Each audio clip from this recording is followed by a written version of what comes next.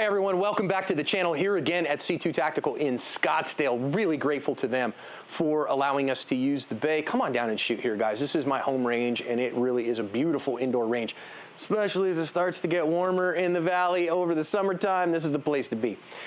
Listen, we're gonna talk today about shooting your sights, and in particular, the difference between seeing and predicting, and when it's time to move from validating and seeing to predicting. Today's video is brought to us by Mantis. The Mantis family of products is integral to ASP staff building handgun and carbine skills and are your most economical and fastest path to improvement in your skills too. Whether you choose the X10, the Laser Academy, the Blackbeard, or use them all in concert, they will help your practice be more effective, efficient, and fun. Go check them out, pick up a unit, and thank them for sponsoring today's video. So this holds true whether you're shooting iron sights or dots, okay? Doesn't matter which one you're doing, this is the same principle. When somebody is a newer shooter, we always say that the mantra is the same, right? The principle is the same. Grip is the master, sights set the pace, and trigger is the servant. Sights set the pace. How fast do I shoot? I shoot as fast as I can see that I'm gonna get the hit that I need. Okay? Now, how fast is that? When you are a new shooter, you establish your grip, send the gun out there, press the trigger. Hopefully it stays there, right? That's that magical, mystical low left push for most people. No, I swear I saw it. Probably you didn't. Your brain actually turned off your visual cues for a second when you decided to press the trigger, and your brain literally just left a latent image there of what it used to see. And so instead, keep seeing, keep seeing, keep seeing, keep pressing, keep seeing, keep pressing, right? We've covered that on a previous video. Try to link it in the description. And listen, instead, again, I want to see that sucker and then see it lift. Now, when I'm a newer shooter, then the gun goes bang. Love this, one of my favorite Gabe White sayings is it goes, bang, chaos! And what happened? And then eventually it settles back down, okay? It goes, hopefully faster than that. And then once it settles down, now I can restart my process of grip, sights, trigger.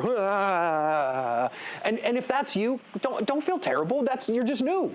This is you're trying to figure it out. I would generally say grip with your pinkies a little bit harder, front to back on the gun, side to side on the gun. We have some stuff on that, on the principles of gripping the pistol and how to do that well. Okay, as you get a little bit better, as you've got more experience. Now, here's the thing. I know some people, they especially trainers, right? And not every trainer is a big, strong, bearded man, but a lot of them are. And so they're bigger guys with bigger grip strength. And they're like, just grip the gun harder. I'll never forget when a famous national trainer, when I was like, hey, I'm struggling with this thing. And he was like, just grip the gun harder. And I was like, dude, I'm giving her all she's got, Captain. I don't have the power. And he's like, well, if you just grip the gun harder, this will go away. Of course, his fingers were this much longer than mine, and he was 45 or 50 pounds bigger than I was, and also, quite a bit taller. And just grip the gun better. And that frustrated me because I'm like, dude, can you show me what I can do? So I want to talk about the principles here, not that. So you may not have 120 pounds of grip strength, okay? So, I swing kettlebells and all that stuff. So I tend to have around 120 pounds of grip strength in each hand. Not everybody does. I think you can if you work on those things, and more grip strength, more better, right? But you might have tendonitis in an elbow. You might, be older. You may not have that grip strength, right? Yeah, you may have problems in your fingers or arthritis or something like that. That happens. So I don't really care how much the gun recoils. What I really start to care is, does it do so predictably? Can I start to see, this is what it's doing? As Mr. Miyagi say, paint the fence. Okay? And even if it paints the fence sideways, or even if it paints the fence in a kind of a weird pattern, if it goes up, over, and down, that's fine as long as you know it goes up, over, and down. That's great if it goes up, down, up. As long as I can predict that, that's totally fine, as long as I can track it. Okay? Now I know some people are like, well, if you're really strong, then the dot won't leave the window. Maybe that's true. Maybe you've got enough grip strength to do that. I don't really care, quite frankly. What I care more about is you get to the place of vision. And so when we start really doing this, what we really want to start doing as we're looking at targets is thinking about what are my sights doing once it lifts. So the two things that I teach students when they're kind of going from the beginning into the intermediate phase is I want you to pay real close attention to where the front sight is or where the dot is when the shot breaks, when it starts to lift. Where did it lift from? Because that'll tell you where the bullet went. Okay? And then I want you to track that sucker in motion until it settles back down and tell me what it looked like. So we'll do that with a pad of paper and we'll go, okay, tell me where it was on your target, and they'll write, it was here. Great. And then tell me what it did, because I'm really trying to get them to think about their eyes, okay? Once we can get them to track that, then we start saying, okay, now maybe it goes up, around, and down. So do I need it to go up, around, and down and settle before I press the trigger again? Or can I go up, around, when it's coming down, prep the trigger, it settles here and let it fly again, and then it starts running a racetrack for me, okay? Then it starts going bang, bang, bang, bang. Now that's that kind of more intermediate stage of shooting. When we get into the advanced stage of shooting, now we start shaping that. We start driving it. And we go, well, when it has to do all this, but maybe with my grip pressures, I can get it to run the track a little narrower. And maybe then I can start to get it to do kind of a straight up and down, or even kind of a sideways, a little bit of a slanted up and down. And as it starts here, and then I start prepping and bang, bang, bang, bang, bang. And I think a lot of those guys, you'll talk to the really fast ones. You talk to Isaac Lockwood, and he's running .11 splits, and dude had like a 1-1-1 bill drill on camera, and I saw it, and I'm like, that's not human. It's human. He's a human being. But man, holy crap, that's like a whole new level of crazy. And I'm like, are you really seeing that? And he's like, man, I'm seeing tiniest little flashes of that. And that's a guy at the highest level training like crazy on his visual acuity and his ability to process information and barely tracking it. Okay, fine. I think a lot of times guys get going that fast and they're just hoping that their grip will bring the gun back to the spot and not really seeing it. For those of us that are mortals, we want to actually see where we're shooting, because especially in defensive context, I don't want bullets flying where I don't know where they're going. Okay, that's what I really don't want. So let's think about this again. And so I'm going to show you here again. I've got a full magazine. Perfect. And so all I'm going to do here is that I want you to kind of watch the muzzle, right? So if I'm not gripping this gun very well, watch the chaos. All right. So all I want you to see is just the chaos of what happened. Look at what I did. Because I wouldn't grip the gun right, I induced a malfunction in this gun. That's hilarious. Okay. So let me see if I can solve this one again. This gun is, by the way, just so you know on this, I know some people are going to be like, oh, John had a malfunction in his gun. This is my training gun. Okay, I've had it now back from Ernest Langdon for about 6,000 rounds, and I have been running a test on this gun to see how far does I have to go before I lube it.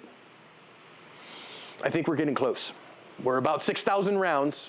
Now this gun is a cheater gun because it's got NP3 on the important parts.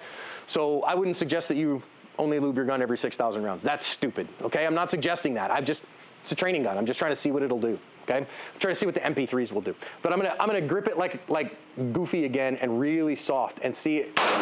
Okay, so you see all the chaos there? Now it ran. Basically, I was riding the slide in a weird spot. Okay, so did you see the chaos? Did you see how it kind of went all over the place? And my dot was way up and out of the right. Now that's me not gripping the gun. Now if I grip the gun again with my capabilities a little bit again, if I grip with a little bit more of what's normal. Now you go, oh, John, I've seen you shoot a lot faster than that. Yeah, so what I was doing was, what's happening now is that the dot is going a little up and left and then settling back down into its spot. And I'm letting it settle back into its spot before I press the trigger again, okay? Now, if I go with a little bit more rapidity, if I sit up here and I go, okay, there's that.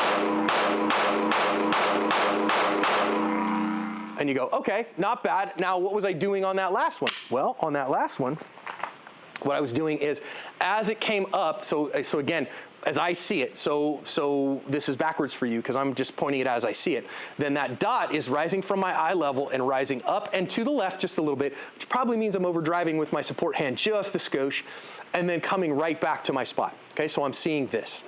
So once I started shooting with a little bit more rapidity, what I started doing is tracking that to its spot, okay? And letting it come to its spot and letting it fly. But let's see what the results we get.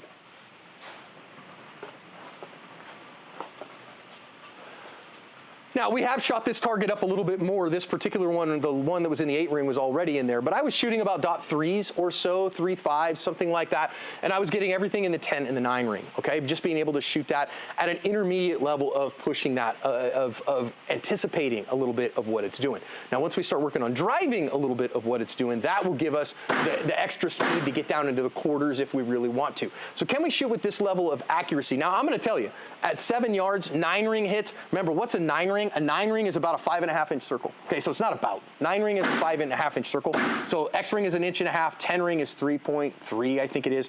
9 ring is a 5.5 inch circle. Guess what's a 5.5 inch circle? The pumps and pipes. Okay, so at 7 yards, I can run .3 splits at my current skill level and personal abilities, see my dot all day long, have absolute certainty that I know where this bullet is going, and get hits in a heart and major blood vessels area. Is that an acceptable level of accuracy? I think it is.